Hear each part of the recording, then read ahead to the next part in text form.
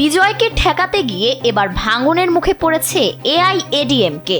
দলটির ভেতরে বড় ধরনের বিদ্রোহের খবর সামনে আসতেই তামিলনাড়ুর রাজনীতিতে শুরু হয়েছে নতুন নাটকীয়তা।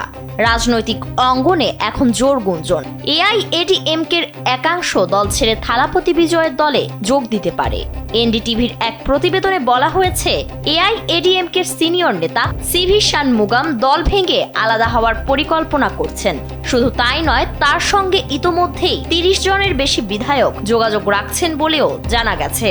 সবচেয়ে বেশি আলোচনা এসেছে আরেকটি বিষয়, ওই বিধায়কদের কয়েকজন অভিনেতা রাজনীতিক থালাপতি বিজয়ের দল টিভিকে সমর্থন দেওয়ার পক্ষেও ঝুঁকছেন। এমনকি অন্তত 3 জন বিধায়ক সরাসরি বিজয়ের দলে যোগ দিতে পারেন বলেও জোর গুঞ্জন চলছে।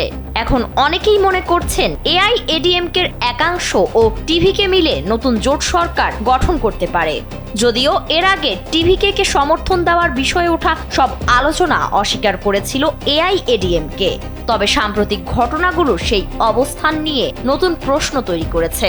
শনিবার পুন্ডুচেরির একটি রিসোর্ট থেকে ফেরার পর চেন্নাইয়ে শানমুগামের কার্যালয়ে দলের গুরুত্বপূর্ণ বৈঠক অনুষ্ঠিত হয়। সেখানে এসপি ভেলুমানি, এম.আর. বিজয় ভাস্কর, নাথাম বিশ্বনাথন ও সি বিজয় ভাস্করের মতো জ্যেষ্ঠ নেতাদের উপস্থিতি এই জল্পনাকে আরও বাড়িয়ে দিয়েছে।